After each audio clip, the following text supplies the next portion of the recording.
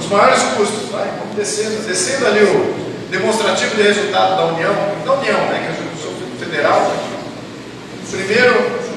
Primeiro custo, Previdência. Segundo custo, funcionalismo público. Terceiro, esse é o quarto, saúde, educação, depois assistência social. E aí já estamos devendo. Já literalmente, estamos quebrados já. Então a gente, vamos lembrar, vamos passar esse, vou repetir aqui. Previdência.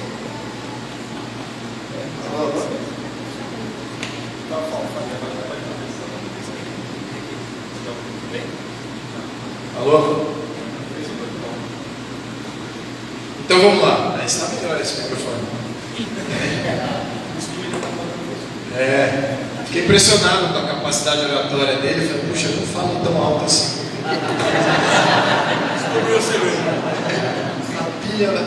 Rayovac, que é Coracel. Não sei, eu vou saber. Bem, então vamos lá. Então você arrecada hoje na federação 1,7 trilhão de real. Tá? Aí você tem um custo gigantesco de previdência, que tira aí 40%, talvez mais, 40% mais desse, toda essa arrecadação. Aí logo na sequência tem funcionalismo público. Aí é geral, aí é para entregar todos os serviços, funcionalismo público.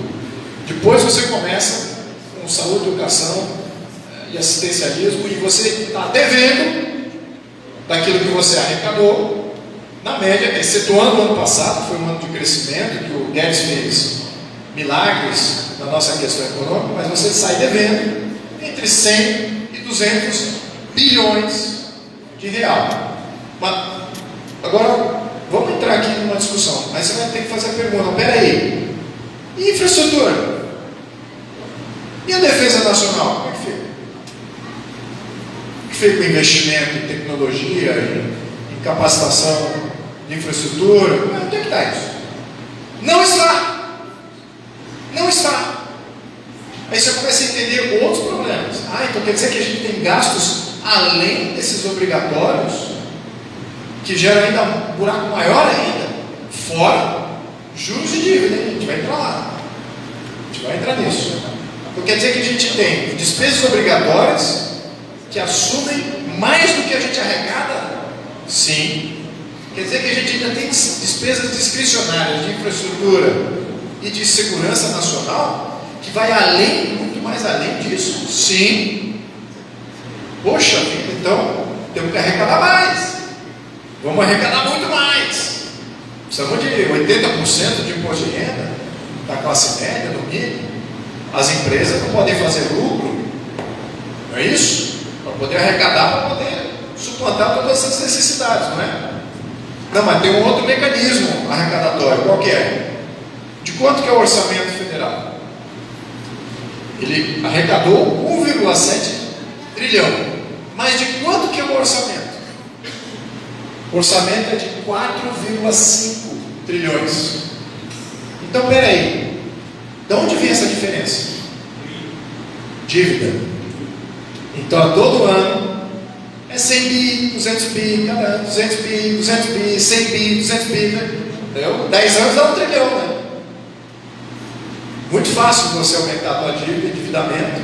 E aí? Estou endividado, vou pagar, pago o futuro. Mas o risco de você não pagar, à medida que a tua dívida vai crescendo, aumenta os juros. Ninguém quer prestar para você se você vai dar um calote. A tua dívida fica muito grande, o teu PIB não é tão grande assim, você se comprometeu a entregar tudo para todo mundo, a todo lugar, lá do Ayapoca Chuí, você tem que entregar qualidade defeita de serviço público, que a gente sabe que não acontece. O que acontece? O Estado se compromete muito além das suas capacidades, se endivida, isso gera ou duas coisas: mais endividamento ou mais impostos. Mas tem uma terceira maneira também de você tapear isso por um período meio curto. Qual que é? Inflação. Você imprime dinheiro para pagar todas essas contas e falar, não, está tudo bem, eu vou entregar isso aí. E por incrível que pareça, a esquerda fala exatamente o contrário. contrário de tudo isso que eu mencionei que seria o razoável. Ela não quer disciplina fiscal, ela quer imprimir dinheiro para tapar buraco, ela quer poder se endividar muito além do teto que daria estabilidade fiscal da sua moeda. Isso é um propósito. E ela também quer criar muito mais plano assistencialista que já existe no modelo atual. A esquerda quer exatamente tudo que seria saudável para o país se sustentar. Aí você fala assim, então peraí, mas e se o Brasil romper, se quebrar, o que acontece? Quem é que ganha se o país quebrar, romper? Quem é que ganha? Quem é que vem nos salvar a pátria aqui, dar linhas de crédito? Quem é que vem fazer isso? A gente já viveu alguns momentos assim, não é? FMI, bancos internacionais, fundos soberanos, China, tem que abrir concessão para tudo. É exatamente isso que está acontecendo, ao menos estava acontecendo até muito tempo atrás. O país não se sustentava, fiscalmente indisciplinado, a moeda não vale nada, e você ou tributa muito, o que aconteceu, ou cria inflação, o que aconteceu, ou entrega para uma soberania externa, o que aconteceu também. É exatamente o que é a cartilha da esquerda. E o que a esquerda prega? Prega exatamente isso. Prega a submissão do país em uma região, pátria grande, aquelas ideias lá de Unasul. O Brasil deixa de ser um país soberano, passa a ser um território comandado por essas agências. Bom, a resposta acho que da pergunta que veio da internet, eu respondo longo para mim, então não é rápido. Não, depois eu pego, obrigado. A resposta é a seguinte: quanto mais o Estado se propõe a fazer, maior a tributação. Quanto menos disciplinado fiscalmente, maior a inflação. Quanto mais recorrente é esses dois problemas, maior a nossa dependência desses grupos de interesses externos. Então a gente tem que tomar uma medida completamente contrária a isso. Então, tudo que tem projeto que aumenta o Estado fazendo, o Estado entregando, o Estado isso aqui, e que vai aumentar a tributação, vai aumentar a carga tributária, vai aumentar, eu sou contra. Eu sou contra. Isso é contra o Brasil. Isso é contra a família brasileira, porque esse recurso vem da renda, da propriedade, vem da poupança do brasileiro. É isso que é importante a gente definir. E o brasileiro que é conservador, por natureza, não quer ver essas rupturas, não quer ver a inflação, isso virou um valor de base. Nós temos que defender a disciplina fiscal, temos que defender a nossa moeda, porque senão a moeda é íntegra, que vale a pena ter uma boa gestão em torno dela. Obrigado. Mais uma pergunta.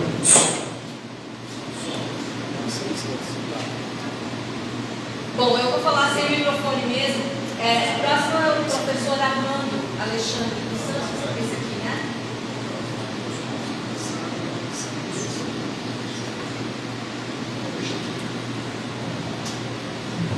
Parabéns pelo seu trabalho, parabéns pelo seu projeto. É um projeto que denota não um político, mas um estadista. Porque o que caracteriza o político é pensar na próxima eleição. O que caracteriza o estadista é pensar nas próximas gerações, nas necessidades perenes do país. O seu projeto tem uma coragem de romper com valores estabelecidos, com ideias fixas, e nesse sentido merece todo o apoio. Eu entendo que é um projeto que é algo que pode ser melhorado, mas que é algo que na sua essência preenche inteiramente as necessidades do momento. Não é a Constituição ideal, é a Constituição possível, e a gente sabe que política é a arte do possível. Agora, para dar um pequeno subsídio, parece-me que no preâmbulo nós devemos copiar 4 palavrinhas que estão no preâmbulo da Constituição atual: sob a proteção de Deus. Isso.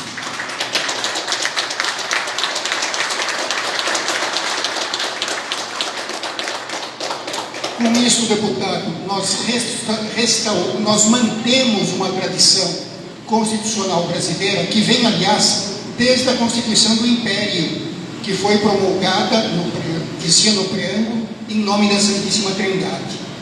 Das constituições brasileiras, somente 2 fugiram disso: a positivista de 1891 e a tristemente famosa polaca, a nazifascista, chamemos assim, em 1937.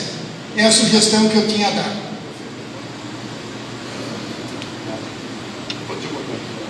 Excelente sugestão. Eu já escutei isso de diversas pessoas, mas eu queria fazer algumas perguntas aqui. Quem é a favor da população poder se armar? Perfeito. Quem é a favor de regras mais rigorosas? Prisão perpétua. Quem é a favor da prisão perpétua? Perfeito. Vou agora ser mais polêmico, hein? Pena de morte. Pois é. Grupos religiosos são contra essas três coisas. Então, quando você coloca Deus e não define exatamente qual Deus, o apoiamento de grupos religiosos, ao menos você vai estar dando muito crédito a grupos que vão interferir exatamente nessas três coisas. E você nunca vai ter isso. Esse que é o grande problema de você colocar Deus hoje na Constituição, porque o Deus de hoje não é o Deus do século XIX.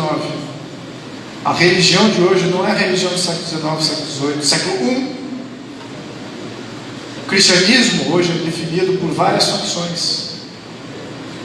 Muitas delas já estão sendo aparelhadas por movimentos comunistas, antifamília, abortista. É isso que eu vejo como um grande problema.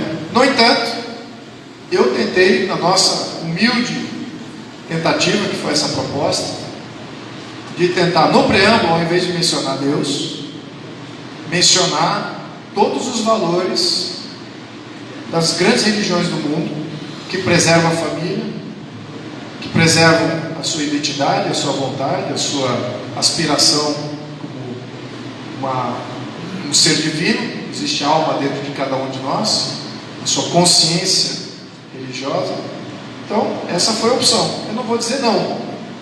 Eu só vou dizer que essa foi a nossa capacidade.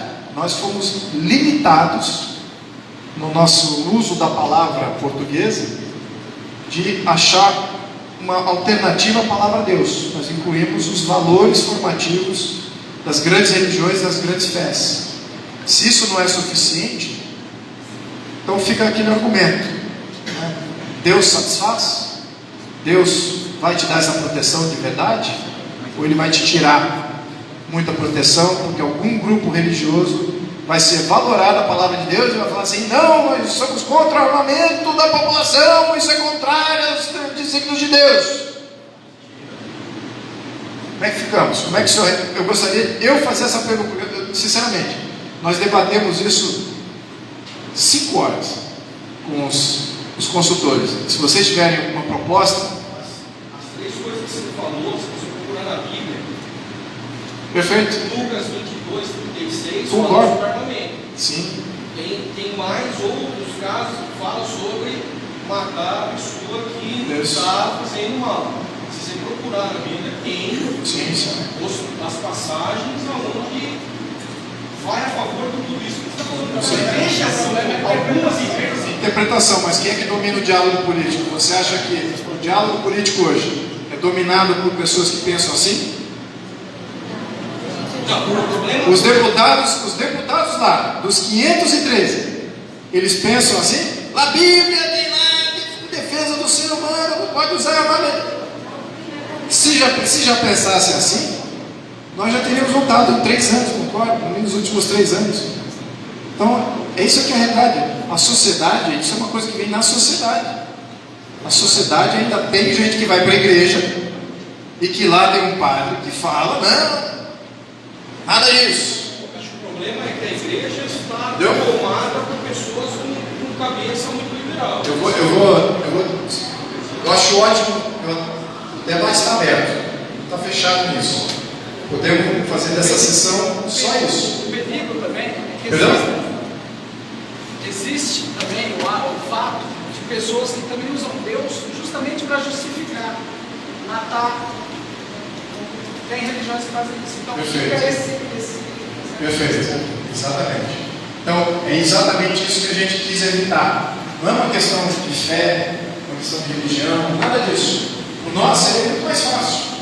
Aliás, eu acabei de falar no início dessa apresentação. Se nós tivéssemos uma sociedade homogênea, com os mesmos valores, não precisávamos de Constituição. Não precisaria nem de uma lei, tirando o direito de armamento. Ou de condenar alguém à morte sem causa um prejuízo à sociedade. Absurdo! Sociopata que mata de série. Ah, não podemos dar a prisão perpétua, não podemos aplicar a pena de morte. Como é que não pode? O cara é um mal absoluto. Aí vem o pessoal, não, porque não tem o desígnio de Deus. Então, é isso que a gente tem que evitar. Entregar para uma coisa subjetiva, que é interpretável, dependendo do grupo que está no poder, eles interpretam de um lado ou para o outro, e você fica sem o direito fundamental. O resultado é esse. Você deixa de ser livre. Vamos abrir aqui. Olha, isso aqui é um debate. Eu posso ficar aqui a tarde inteira com vocês, tá? Posso ficar, eu gosto de fazer isso. Tá? Aliás, uma das partes mais bacanas de tudo esse negócio de política é ficar debatendo aqui. Mas só estou avisando, isso aqui é um debate longo, tá? Pessoal, só uma coisa. Vamos seguir também na lista, tá? O que eu acho mais importante nesse negócio de religião é o que a gente está buscando, individualidade. Como a gente é um indivíduo inteligente e pensante, a gente pode não ler na Constituição a palavra de Deus, mas saber que aquele princípio está vindo de lá. E quanto menos palavras que possam ser julgadas forem usadas numa Constituição inteligente, ela deve ser. Porque o mais inteligente de todos é o mais maleável. Então a gente tem que tentar colocar de uma forma que todos estejam satisfeitos e que entendam de maneira diferente aquilo que a gente quer que entendam, né? Então eu acredito que, como eu busco a individualidade, eu estou até falando aqui agora mesmo, eu tive 3 AVCs por causa da vacina do Covid, fiquei paralisada, fiquei não tem 7 dias, e até hoje estou brigando com o Estado, porque eu não posso viajar, porque eu não posso tomar as outras doses, entende? Então eu acho que tudo que for o indivíduo é o que eu busco. Eu votei em você, no Senhor, e não me arrependo de maneira nenhuma. Foi o melhor voto que eu dei na minha vida. E hoje meu pai deve estar se orgulhando, meu pai que não sabe mesmo. Ele te idolatra. É isso. Eu acho que quanto mais individual a gente for, mais inteligente e mais compensador é o nosso erro. Obrigado. Posso passar a próxima pergunta, então, que vai ser feita pela Adelina Duarte. 1 minuto, tá? Deputado. Pode falar. Bem, também quero parabenizar a todos aí. Falar mais alto? Levanta. Senão o pessoal lá não dá a cara tapa, agora está falando. Sim, mas inicialmente parabenizar aí o pessoal aqui que está preocupado com o Brasil. Sim. E depois também cantamos o hino nacional, né? Eu acho que é uma grande, mostra a nossa preocupação realmente, de fato, né, com o país, cantando o hino nacional, todos são patriotas, né? E uma das minhas preocupações, né, eu não sou político nada, sempre trabalhei em empresa, em multinacional, mas como o Estado ele não se assemelha a uma empresa de sucesso, né? Por exemplo, eu trabalhei praticamente toda a vida em uma empresa e a gente tinha metas, tinha datas, ia fazer isso até tal data, ia gerar um número de tanto. Então a gente tinha um plano diretor que todos seguiam, tanto o gerente de base como o gerente superior seguiam um plano, tinha uma meta a cumprir. E eu fico sempre, a cada ano, cada vez mais preocupado que chega a época de eleição, a gente vê assim, um fala, olha, não, vamos estatizar tal empresa, mas outro grupo já é contra, ou fizemos uma reforma da Previdência, eu vou cortar ela inteira, não vai ter mais. Então, o que me preocupa é que o país precisa ter um plano, metas, com datas, com cifras. Por exemplo, o Estado tem um número grande de funcionários. se hoje metade dos funcionários públicos fariam todo o serviço, usando informática, usando as novas técnicas de administração, né? Então, essa é a minha preocupação. Quando o Brasil, e quando, vamos dizer, os políticos principalmente, vão tentar seguir um modelo assim de ter metas, de ter um plano diretor que não dependa só de um presidente ou de um grupo, mas metas para o país que todos possam seguir. Obrigado. Olha, o que você está falando é governabilidade. Quando você tem um governo que governa, é isso que você encontra em países desenvolvidos. O que você encontra em países desenvolvidos? É um governo que é eleito, uma pauta, e ele estabelece governabilidade. Você sabe que ele vai implementar aquela pauta. É uma questão de execução. Tem muita coisa que não fica a cabo de decisão do Congresso, votação, alguma coisa assim. Mas a maioria dos países, quando há governo, eles governam. Aqui, quando há governo, não há governo. Quando há governo, há uma disputa. Assim, você foi eleito com essa pauta aí. Para eu te ajudar nessa pauta, eu vou querer tal coisa. Eu vou ter que tal coisa. Vai ter que votar não sei o quê. Não é da tua competência. Então, por um lado, você quer ter freios e contrapesos. Por outro lado, você quer ter governo. Quando você quer ter governo, você quer ter execução. Por outro lado, você quer ter a representatividade e também a possibilidade de você falar assim: para, chega, basta.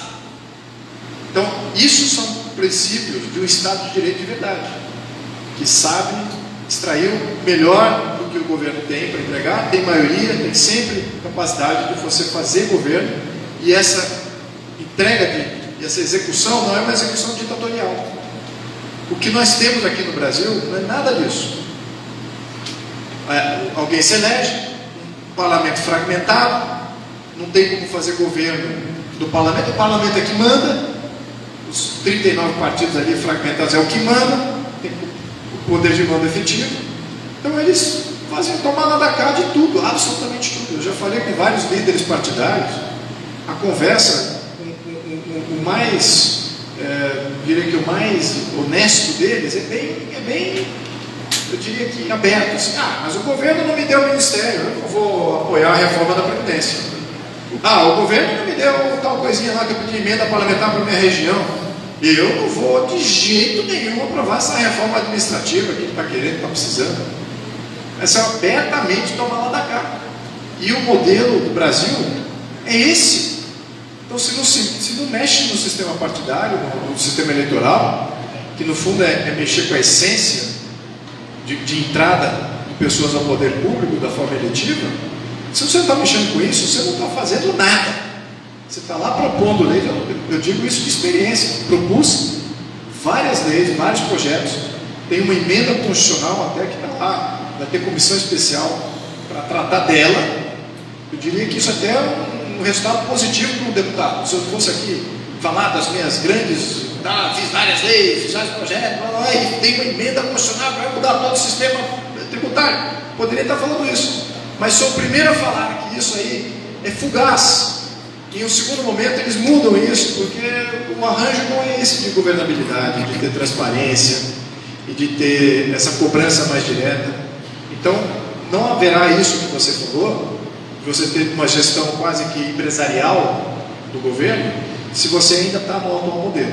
É impossível, é praticamente impossível. Você dá uma diretriz, imagina você tendo que negociar com os seus funcionários, pedir para os seus funcionários: olha, volte amanhã e se autoimponham essas metas aqui, por favor. Todo mundo olha ali pelo seu próprio umbigo, não depende do empresário que está lá. Então, ele vai fazer o que ele quiser, ele não vai adotar um plano de governo, ou o que é razoável. O razoável, o que é o certo, o que é virtuoso, não passa na cabeça deles. O incentivo é ele fazer o que é dele, o que é para ele. Isso aqui é o incentivo. Então ele tem que mudar a política de incentivo. Sem mudar o sistema, a política de incentivo não muda. Não adianta nem eleger pessoas do bem, vai? Isso está bem nítido, tá? Eu fiquei bem decepcionado com uma parcela lá de deputados que eu falei: esses aí vão estar conosco, vão fazer as grandes mudanças. Primeiro que eles nem sabem quais são essas grandes mudanças. Eles nem debatem essas grandes mudanças. Faz um monte de projeto raso. O fulano falou não sei o que na internet. Pum! aparece um projeto de lei que vai, não sei o que, combater o fulano, né? Pronto, já ganhou like, ficou popular, pagou, fez meme, live. Mudou alguma coisa no país? O jogo está pior, o jogo está muito pior. O poder que o cartel de partido tem hoje no Brasil é muito maior do que tinha no 2018. Isso mais para trás ainda, menos ainda. Isso aqui é patente ver isso aí. Então, se a gente não está elegendo gente que quer fazer mudança constitucional, mudar o sistema, eu estou falando sério aqui, é projeto raso. Ah, mas olha, vai botar uma cruz na entrada do restaurante. Eu fiz um projeto para botar a cruz na entrada do restaurante. Vai mudar o Brasil isso? Então veja que a direita brasileira está muito focada nessa questão comportamental de valores. E está muito pouco focada na mudança de estrutura, que transforma o país em um país de primeiro mundo. E eu vou dizer sinceramente, eu estou vendo isso aqui é um incentivo. Desculpa. É um incentivo ver pessoas no Brasil entendendo exatamente isso. Vejam o que estamos fazendo aqui hoje, meus amigos. Hoje é carnaval. Vocês deveriam estar pulando o carnaval. Não é o mais popular a ser feito?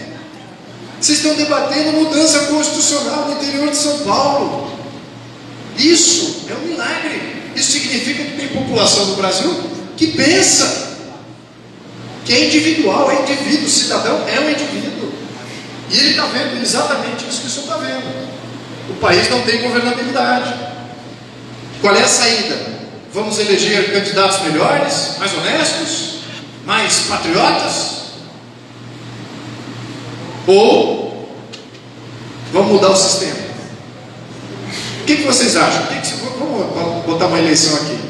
O que é o principal? Mudar o sistema ou eleger gente honesta com propostas conservadoras?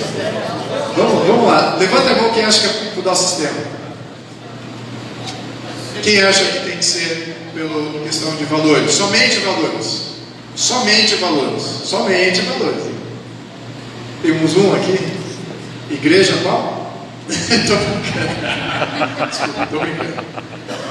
Mas eu tornei a resposta da sua pergunta mais longa.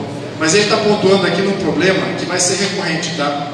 O próximo presidente vai ter que negociar um parlamento que, se for aos moldes do que foi eleito agora em 2018, vai ser um parlamento hostil.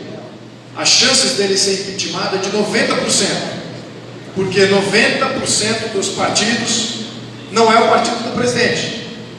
Por definição matemática, não é por definição ideológica. Então temos um problema de sistema, não temos governabilidade no sistema. Então temos que sair disso. Como é que vai fazer? Vamos então trabalhar para eleger vários deputados da base. Isso sim, uma decisão inteligente. É sustentável? Numa próxima eleição, passou 4 anos, então e aí? Volta tudo de novo, fica aquele negócio, o arco-íris de partidos, nenhuma mudança, entendeu? Então temos que mudar o sistema. Desculpa, você mencionou uma questão de governabilidade, eu já estou entrando aqui numa reforma partidária e tal. Me permite essa pergunta, porque é exatamente nesse sentido. Senão pode depois voltar aqui, por favor, na sequência. Só queria dizer que nós temos uma ordem. Sim, mas é para não perder, porque é justamente nesse assunto, tá? A minha pergunta é baseada justamente na questão de mudar como você escolhe as pessoas. Porque hoje, acho que de 516 deputados que tem lá, a esmagadora maioria foi por consciente, é suplente e por aí vai. E outra coisa, consciente eleitoral. Isso. E a outra coisa é assim, não é o caso que eu votei no você, eu não tenho esse intuito, tá? Mas eu imagino pessoas que votou em alguém que agora se arrepende. Você não tem um recalque disso. Então, existe alguma maneira de mudar isso?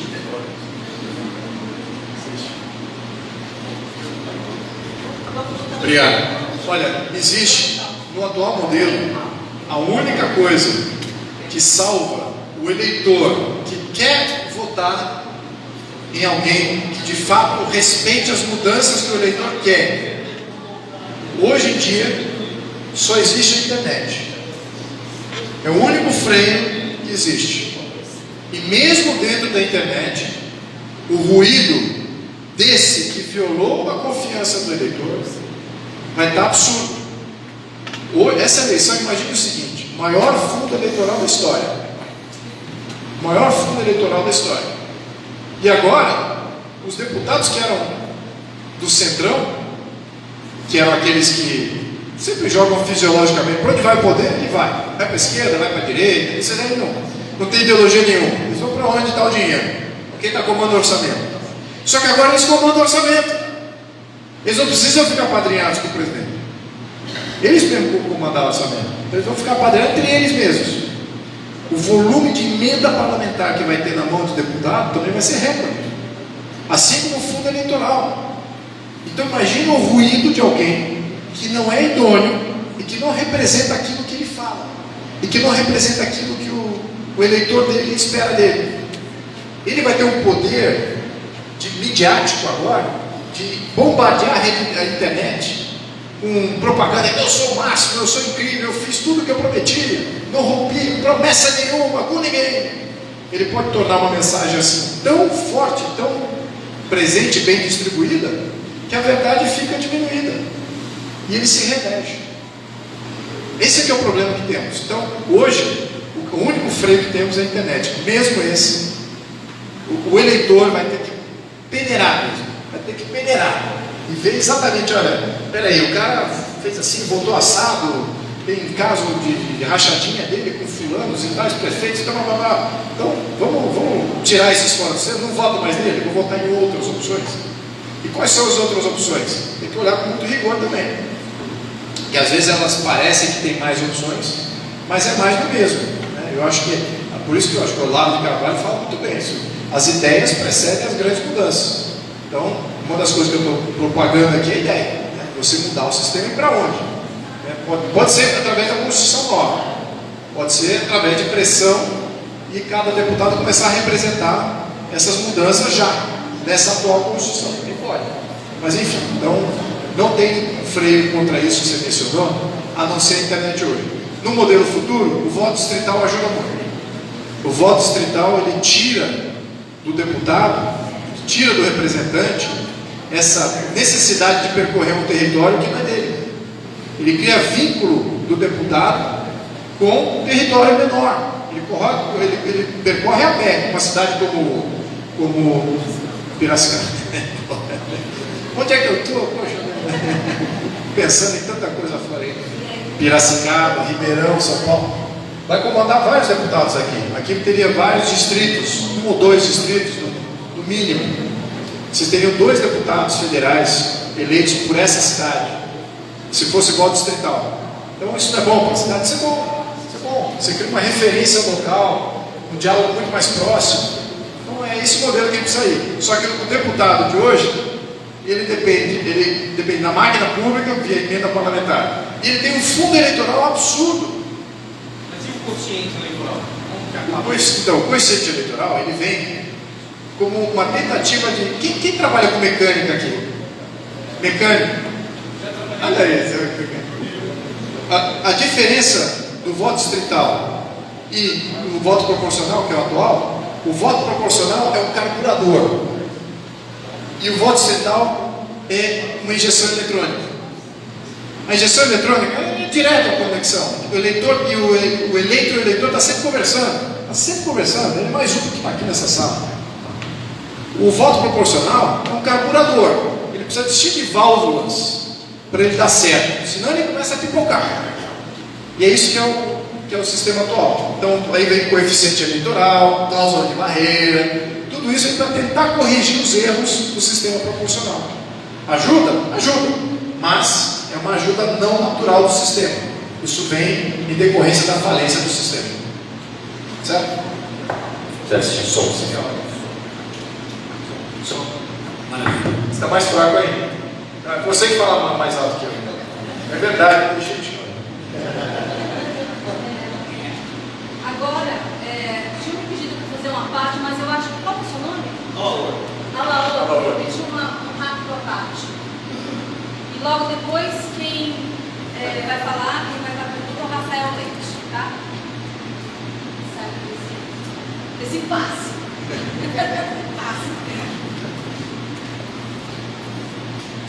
Deputado, boa tarde. Eu dei uma olhada rápida na Constituição que o senhor está propondo. Eu notei também que o senhor vai ter uma palestra junto com o doutor Ives Ganda e com o Modesto Carvalhosa. E eu vejo que várias pessoas estão colocando uma questão de administração, mas uma coisa importante que, seguindo nessa linha, é o que está no capítulo 3 da Constituição, que é o Poder Judiciário. Nós temos no Brasil hoje 5.570 municípios, 18 mil juízes. Temos no Brasil metade das escolas de direito do mundo, 1.250 escolas, 3 milhões de advogados formados, 1.300.000 na OAB. Nos Estados Unidos é federação. O senhor começou a colocar os argumentos do senhor sobre,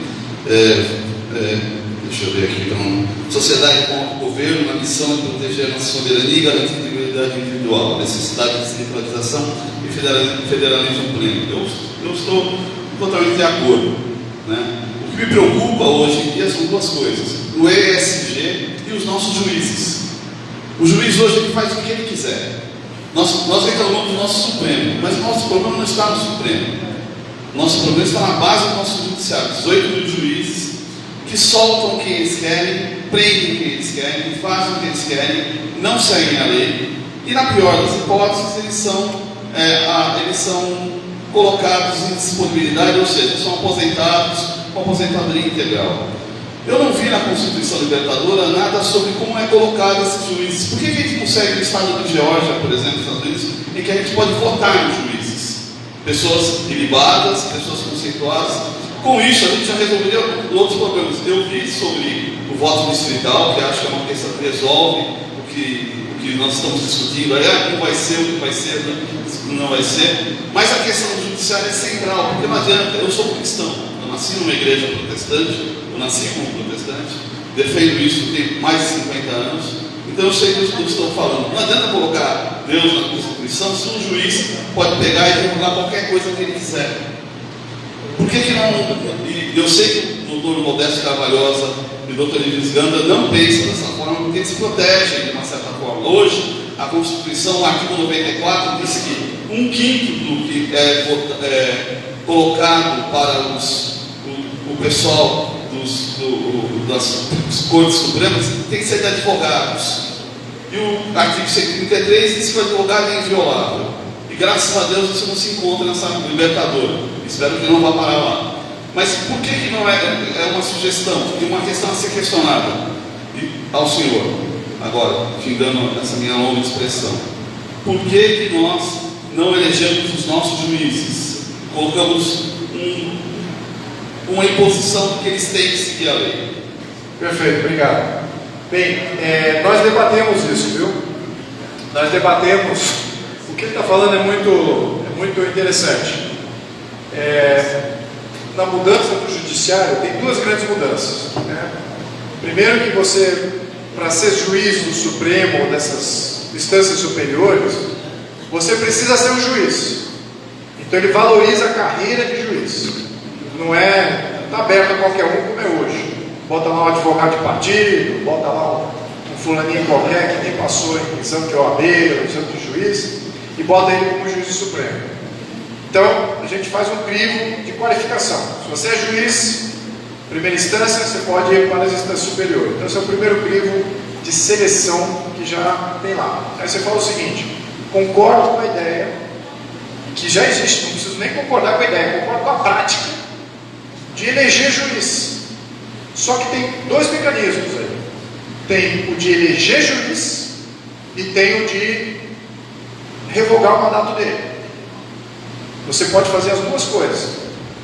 O que acontece? A gente analisou os Estados Unidos, que é onde acontece isso, e nos Estados Unidos você tem dois modelos. O juiz faz campanha. Ele vai lá e fala assim: olha, eu vou defender os seus direitos, eu sou blá blá blá. E você passa por um processo eletivo, igual um deputado, igual um governador. Ele é eleito para procurador-geral do Estado. No nível estadual você elege várias pessoas, não é só legislativo e executivo. Você elege polícia, você elege juiz, se elege procurador, se elege um vice-governador, que às vezes em alguns estados tem um lieutenant governor, como eles chamam, né, que é o poder moderador do estado, elege senadores estaduais até. Mas aí a gente entrou nesse detalhe, então, vamos dar uma olhada como é que são essas eleições. E, na minha opinião, a eleição de um juiz como parte dos autores, tá? Tem que o Mário Pama, ele é juiz. E a gente debateu isso abertamente, falou assim, olha, estou vendo aqui as campanhas de juiz lá dos Estados Unidos, é uma coisa que, na minha opinião, ao menos na nossa interpretação, ela diminui o papel de isenção do juiz. Ela diminui esse papel, ele passa a ser um agente político e menos um agente do Estado. Aí ficou a grande questão: a justiça é do Estado ou é do governo? Você vê a dinâmica aqui de pensamento? A justiça era para seguir uma risca interpretativa de pessoas não vinculadas ao sistema de governo, não vinculadas às dinâmicas eleitorais, ou ela é para estar vinculada, ou possivelmente vinculada. Então a gente optou pelo segundo modelo, que eliminava essa ambiguidade.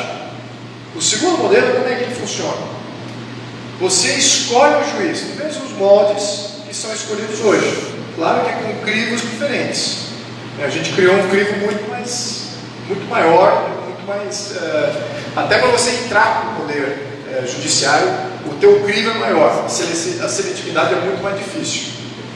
Mas o que ele fala? Ele fala o seguinte: o juiz pode ser nomeado, ele tem um curso de um mandato de 2 anos, e no próximo ciclo eleitoral, o nome dele vai aparecer para ser referendado. É quase que a mesma coisa que uma eleição. Então ele é escolhido, fica 2 anos, no mínimo, no próximo ciclo eleitoral, o nome dele aparece lá. Foi nomeado tal juiz, tal papapá, aqui para o governo do estado, tal. Você está a favor ou está contra? Se houver muita gente com vontade contrária, pode dizer, eu sou contra, referendo negativo. Está negativado a permanência daquele juiz naquele cargo. Então, removeu ele. O que acontece? Mais um processo seletivo. Abriu a vaga, seleciona-se outro. Aí passa um tempo. Então, eu diria que esse é um modelo passivo da população dizer sim ou não na permanência de um juiz. Mas a escolha ainda é do sistema judiciário. Se não é do sistema judiciário, a escolha, aí cai no outro problema, você cria essa ambiguidade. E eu vi alguns juízes dos Estados Unidos se elegendo, vejam aí no YouTube, dá uma buscada aí, eleição de juiz, tem alguns estados que promovem isso. E o juiz parecia um deputado federal. Eu vou criminalizar o uso do sal na mesa do restaurante, vou punir todo, sabe? Parecia um negócio raso demais. Eu não acho que seria, não vou dizer que não funciona, nos Estados Unidos funciona, porque a maioria dos juízes que são eleitos são contra o crime. Essa que é a realidade lá. É por isso que os Estados Unidos talvez tenha um rigor muito maior na questão de criminalidade. Não só eles são eleitos, eles têm que obedecer à vontade popular de querer punir, mas tem um segundo dinâmico. Ele, em primeira instância, você é condenado, você vai preso. Não é segunda instância, é primeira instância. Então, na primeira instância, ele vai condenar, ele vai preso, quem responde preso, pode recorrer numa segunda instância. Então, o sistema lá é pró-criminalização e não tenho nada contra isso. Na minha opinião, no entanto, ficou aquele debate acadêmico do que seria melhor, poder optar por um modelo ou por outro. Eu prefiro optar pelo modelo de referendo e não pelo modelo de seleção ativa, porque eu acho que isso perverte um pouco o processo. E também quem é que financia? Né? Quem é que financia o pleito dele para ser juiz? Muito perigoso hoje, com o narcotráfico aí influenciando a maioria dos juízes de uma forma direta. Você tem o narcotráfico financiando a campanha de juiz e promovendo a eleição de vários juízes, aí vão agir de uma maneira até contrária. Vão agir até favoráveis ao crime que muitos já são hoje. Né?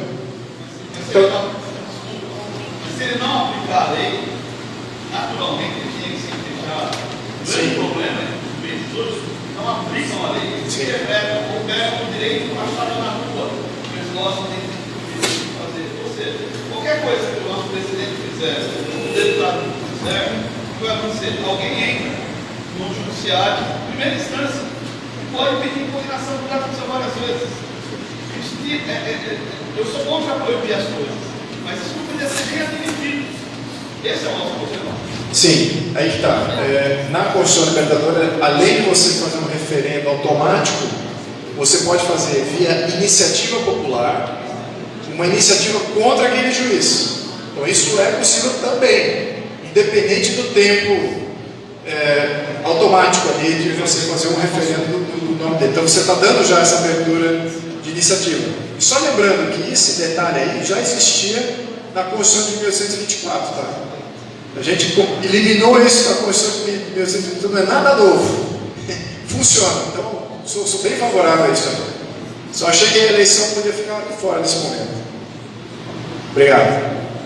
Vamos lá. Pessoal, eu só peço a colaboração de todos. Olha, primeiramente, a gente precisa seguir uma ordem, tá? Então a gente não pode, até em respeito por quem está dando o nome certinho lá, não podemos pular essa ordem. E a pergunta, ela tem que ser formulada no máximo em 1 minuto, para que dê tempo que seja tirado todas as dúvidas de todo mundo, beleza? Eu acho que isso daí é importante a gente estar passando. Quem que é o nome agora? Olha, pessoal, eu acho que realmente a gente seja bem breve nas perguntas e nas respostas, sejam bem objetivas. O próximo é o Rafael Leite. Boa tarde, deputado. Rafael Leite, do Movimento Atlântico Brasil Campinas.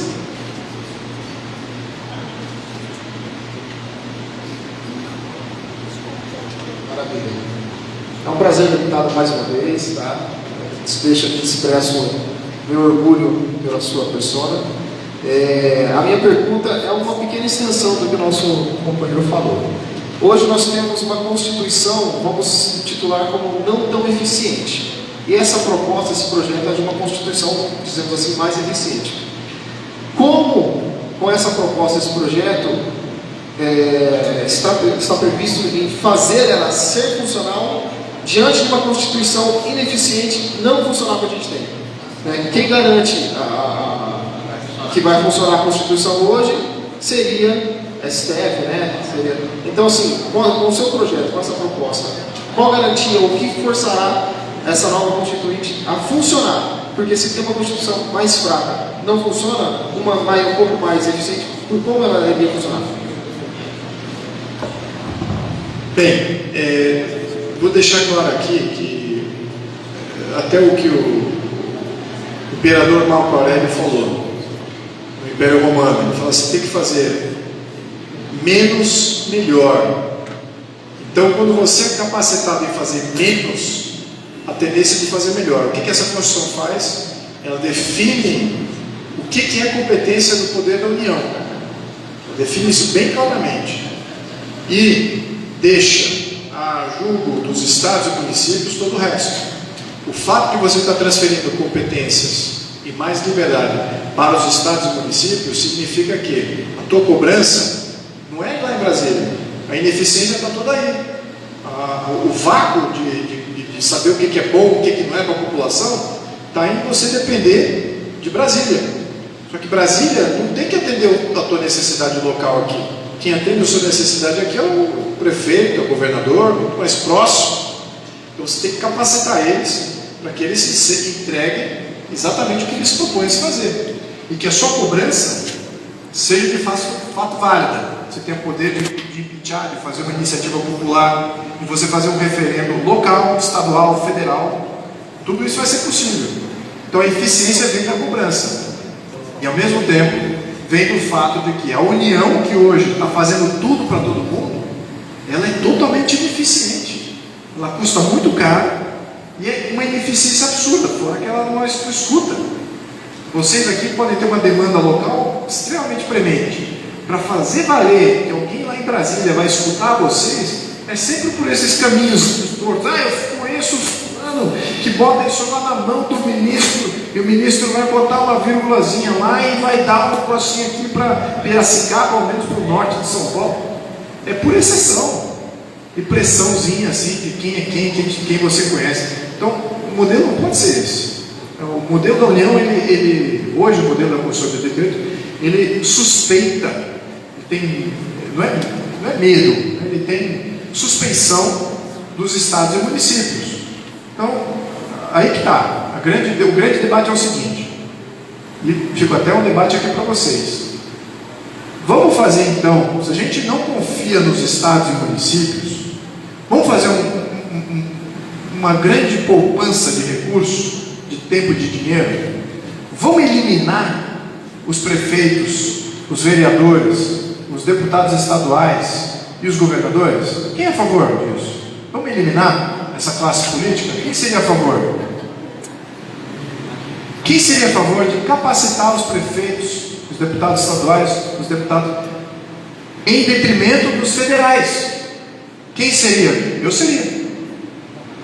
Eu estou fazendo lei de mudança de nome de rua, de herói regional. Não é a minha competência isso, o deputado federal. O deputado federal não é para governar o país. O deputado federal, em países federativos, é para tratar de relações exteriores, macroeconomia, moeda, tributação, defesa nacional, defesa de direitos individuais. Aonde que está tendo rompimento dos direitos individuais no país? O poder federal é para defender os cidadãos dos governos locais. Não é para governar os governos locais. Não é para governar o cidadão localmente. Você entendeu a dinâmica? Como tem que mudar? Aí o Estado Federal passa a ser o grande protetor do cidadão e cria uma aliança natural com o cidadão.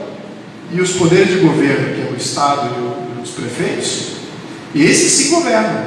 Mas aí o Estado, a União tem que garantir que essa conversa e que esse governo obedeça o que a população local decidiu. É isso. A ineficiência está em depender do federal e de não ter uma voz direta com o federal. Então essa mudança de competência já é um grande abalo na estrutura federativa do Brasil, porque hoje a organização, e por acaso a emenda constitucional, por que isso eu acho que vai ter sucesso? Você pode falar, mas isso é uma utopia.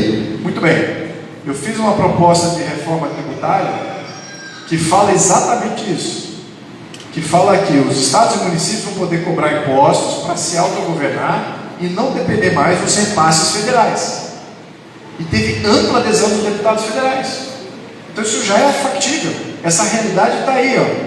Podemos virar a esquina e de repente temos uma realidade que eu estou propondo na Constituição. Por isso que eu digo, essa Constituição nada mais é do que um resumo de propostas que dá certo no mundo, são realistas a serem implementadas, podem ser implementadas no conjunto de uma nova Constituição ou destacadas individualmente e serem apresentadas agora por deputados e senadores. Vamos mudar aqui o sistema tributário para aquela proposta da Libertadores. Está mudando aqui do presidencialismo para parlamentarismo. Vamos fazer isso aqui. Já está definido lá na Libertadores. Vamos ver esse negócio de soberania popular. Como é que vai ser? Já está definido na Libertadores. Vamos eleger deputados que defendam isso também? Está tudo explícito na Constituição. Não precisa ser a Constituição inteira, mas tem parcela dela que já dariam certo agora, nesse atual ordenamento. Enfim, então por isso que eu acho, se a gente não entender esse problema com essa perspectiva e não discutir ele e entrar em política rasa, eu vou dizer raso porque eu estou falando de coisas mais profundas que mudam o país no escopo geracional. Claro que eu sou favorável a todas as políticas, até as rasas, que venham para defender a sociedade brasileira, não tem a mínima dúvida. Lá a gente vota só isso, praticamente. Mas temos que fazer uma mudança de sistema para sair de todo esse problema que é causado reiteradamente, que nos expõe a um problema recorrente, que é de você ter uma ruptura institucional. Estamos aí, mais uma vez, por causa de um tweet ou outro tweet, uma posição do deputado e tal, de repente todo o ordenamento jurídico está para falir. Um poder entra em conflito com o outro, um falou não sei o quê, quem é que manda?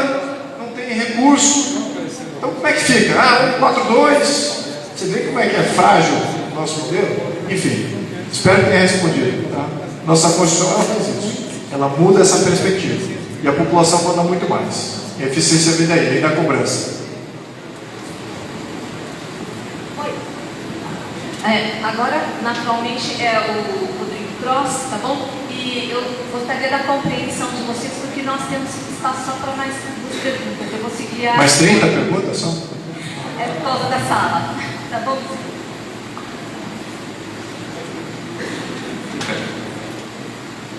Luiz, a pergunta é a seguinte, é um Twitter. Como fazer o brasileiro se interessar justamente por politizar, para discutir as ideias que estão fazendo aqui e sair desse fla-flu, sair dessa torcida partidária? E é isso que eu acho que é o principal problema. Boa.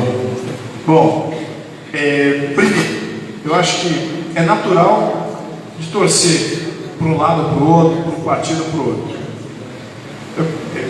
Agir contra isso é difícil, você negar uma vontade política. O que eu já vi lá é o seguinte: tem muito deputado que fala assim, olha o absurdo que eu estou propondo, olha o absurdo que aquele cara está propondo. Para de olhar para o lado, proponha. E eu não tenho visto muita proposta. E eu gostaria de ver um partido representar novas propostas. Então, eu acho que daria um aikido. Vamos aproveitar que todo mundo torce e vamos pegar um partido que defenda grandes mudanças de regime, de institucional, e aproveita essa onda que o pessoal gosta de ficar na torcida rasa e usa isso. Não dá para você exigir de milhões de eleitores profundidade de conhecimento da relação da Constituição com a sua realidade no dia a dia da sociedade. É muito difícil da pessoa fazer esse arco, mas ela consegue fazer um arco naquilo que fere a família, que fere a sua renda, as suas opções de emprego, e isso ela entende, e ela se mobiliza por isso. E os partidos representam talvez até esse nível. A maioria dos partidos só vai até aí. Vão aumentar o emprego, diminuir impostos, vamos trabalhar pela família, eles vão até aí. Mas peraí, e mudar o sistema partidário? Ele quer mudar o sistema partidário do partido? Ele quer mudar o sistema eleitoral do partido? Ele quer mudar o sistema todo? O sistema de ordenamento jurídico todo? O judiciário, eles querem fazer uma reforma do judiciário, tal qual está na Constituição Libertadora? Ou não? É só ficar naquele mais emprego, mais saúde. Então é forçar que os partidos tenham essa profundidade, porque certamente os líderes de partido, se eles resolverem defender uma nova Constituição em sua integralidade, eles usariam a mobilização natural de torcida para fazer valer alguma conjuntura muito mais profunda, uma mudança mais profunda. Mas não temos esse partido. Então fica difícil de você. Eu não gostaria de impedir as pessoas de torcerem para um partido ou para o outro. É difícil fazer isso. Mas é possível fazer as pessoas exigirem reformas cada vez mais profundas. E exigirem dos seus deputados e dos seus partidos reformas cada vez mais profundas. Isso é possível. É por isso que eu estou aqui com a sociedade. Senão eu estaria falando com os líderes políticos lá, tentar algum partido que representasse isso com uma amplitude um pouco maior. A ideia da sociedade organizada. Exatamente. A sociedade organizada que defende isso, e aí os partidos são reflexo disso. Se a sociedade não defende isso, nenhum partido vai pegar essa bandeira por utopia ideológica. É um custo eleitoral, é um custo de poder, que agora eles estão com muito poder, que eles não vão abrir mão disso por questões ideológicas. Vai estabilizar o país. Eles estão nem aí com isso.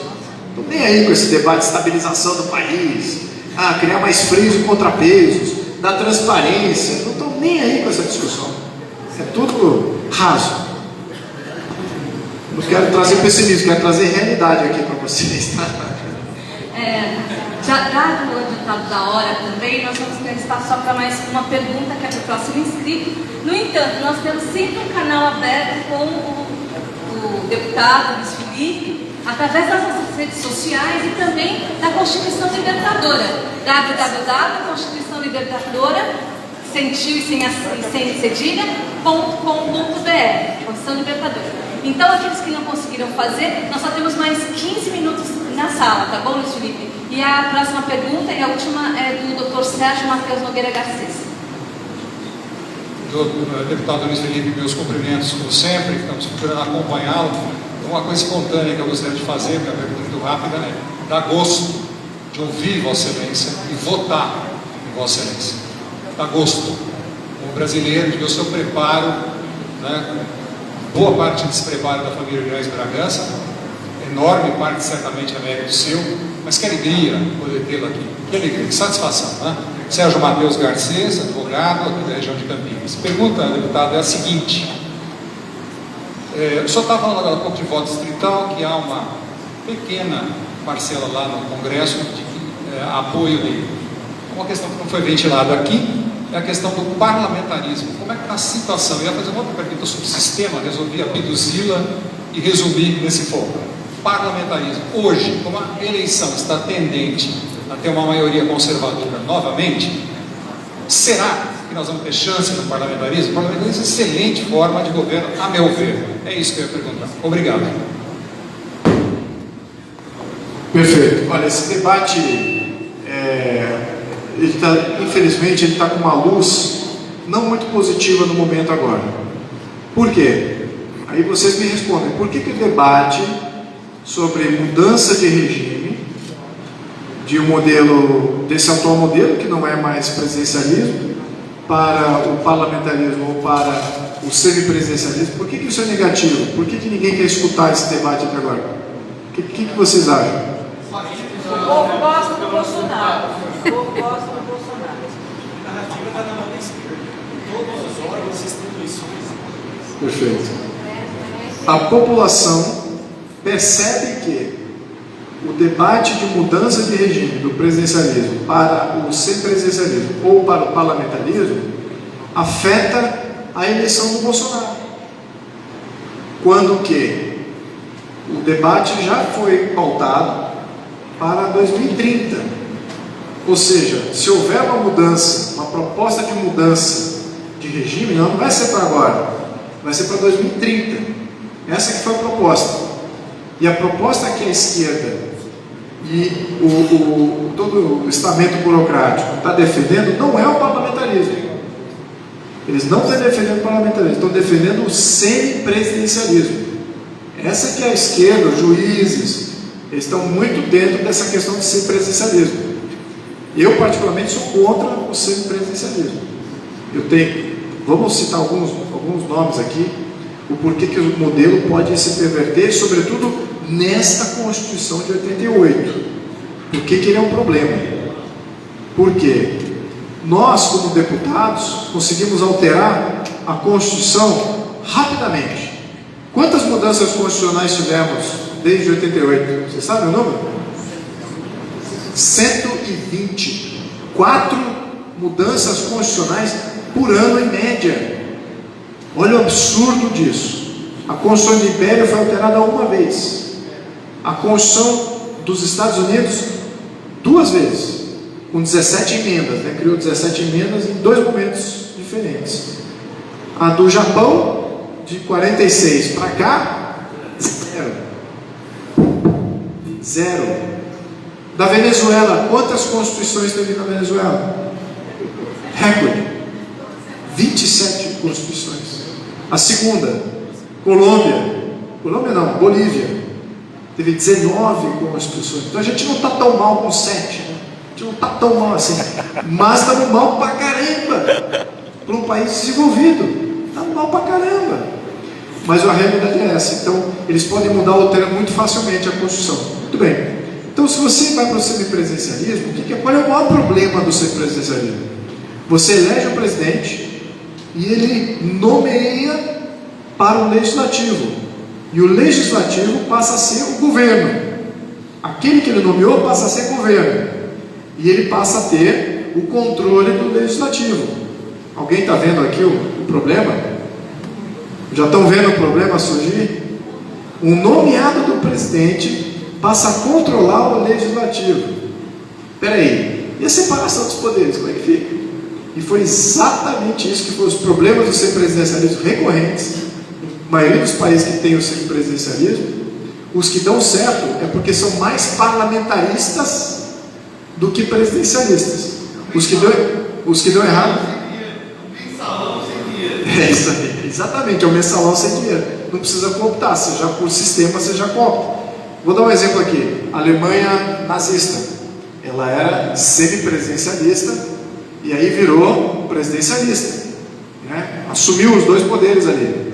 Cooptou o legislativo, acabou, fez o contrapeso, acabou tudo. Rússia, outro grande exemplo de democracia. Rússia, com Putin. Né? Quanto tempo lá, temos o mesmo presidente lá no comando. Ucrânia, o Zelensky não é herói não. Ele é semipresidente, ele interfere pra caceta.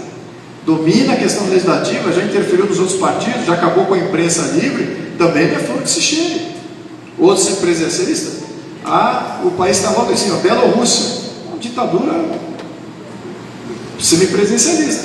Então é muito fácil de você perverter o sistema semipresidencialista a se transformar numa ditadura, assim como é você perverter o modelo presidencialista. Né? Vamos fazer um rol aqui de melhores e piores. Vai?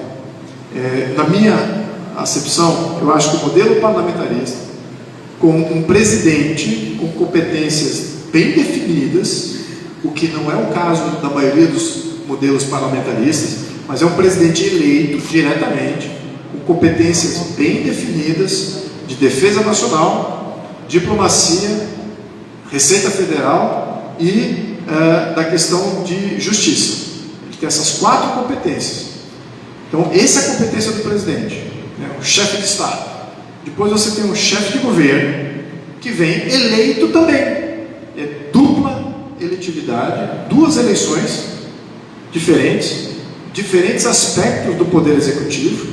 Uma é chefia de Estado, o outro é executiva de governo. Aí você, no chefia de governo, cabe a questão de previdência, questão de saúde, políticas nacionais, de todas as outras formas, mas não interfere no Estado, o Estado não interfere no governo, é uma separação muito nítida. Então é isso que eu favoreço isso, tá? Então isso é o número 1. Número 2, né, em termos de modelo, tem modelos semipresidencialistas que são estáveis, podemos dizer que tem 2, Portugal e França. Só que a força do parlamento nesses 2 países é muito maior, eles são quase um modelo parlamentarista. Né? Claro que você tem mais modelos semipresidencialistas que não deram certo. Tem muito mais exemplo de país semipresidencialista que não deu certo do que você tem de país parlamentarista que deu errado. Né? Muito pouco país que é parlamentarista e pobre, muito pouco, praticamente nenhum. Já semipresidencialista tem vários. Então, você tem parlamentarismo, semipresidencialismo, e eu vou dizer aqui, polêmica, hein? O terceiro colocado, presidencialismo. Tá? Presidencialismo é pior do que parlamentarismo, pior do que semipresidencialismo. Tá? O presidencialismo é facilitar você criar uma tirania. Isso é o que acontece em toda a América Latina, África, Ásia, modelo presidencialista. Mas qual que é o último, o pior modelo? Qual que é o pior deles? É o atual do Brasil. Que não é presidencialista, não é semipresidencialista, não é parlamentarista, não. Está ali em trânsito, que negócio é esse? Quem é que manda nesse negócio aqui? Tá certo? Esse é o nosso modelo atual. Enfim, então.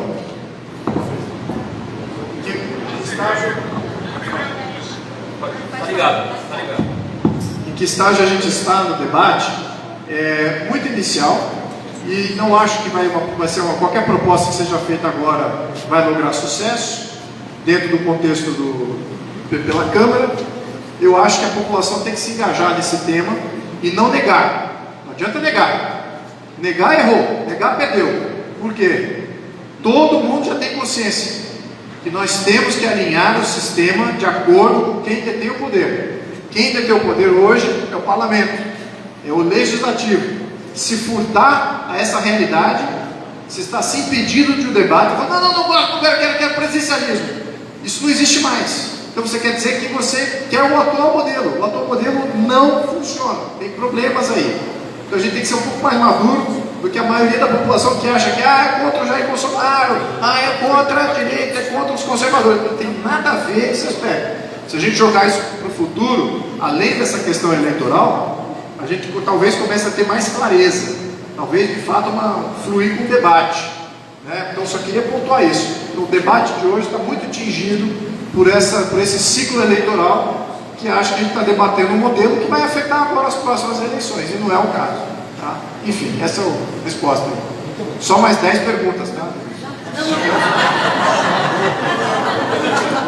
É isso aí, pessoal. Bom, realmente, primeiramente, eu queria aqui, deputado, em nome de todos os piracicabanos, para quem não sabe, o deputado teve uma agenda hoje intensa, chegou às 10 horas da manhã, o dia inteiro corrido, já são 6h30 aqui, 2 horas e pouco de palestra, daqui a pouquinho o senhor ia estar saindo daqui falando porta, porteira, portão. Mais um pouquinho para o senhor ficar em Piracicaba. Muito obrigado, realmente, salva de palmas para o deputado, salva de palmas para vocês que estão no sábado aqui, volte mais vezes, deputado, seja muito bem-vindo à nossa casa de Piracicaba. Muito obrigado a todos, até a próxima. Amigos, uma última palavra aqui, ó, antes de vocês se levantarem e ir embora. Chegou ontem para mim, dia 22 de abril, dia do descobrimento, tá? Tiradentes não morreu na forca, viveu longa vida lá na França, tá? Mas ó, não é isso o tema. O tema é que dia 22 de abril chegou aqui, ó, a Libertadora, e vamos estar lançando semana que vem em São Paulo. Vocês estão todos convidados. Haverá um congresso no dia 21 de maio para debater isso aqui, parte do que a gente já debateu aqui, mas com gente mais qualificada, sem dúvida. Muito obrigado pelo dia de hoje. Foi muito bom. Muito obrigado.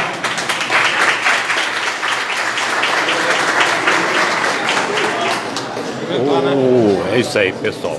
Essa foi a palestra do deputado federal Luiz Felipe Orlando Fragança, na cidade de Piracicaba. E agradecemos aí a organização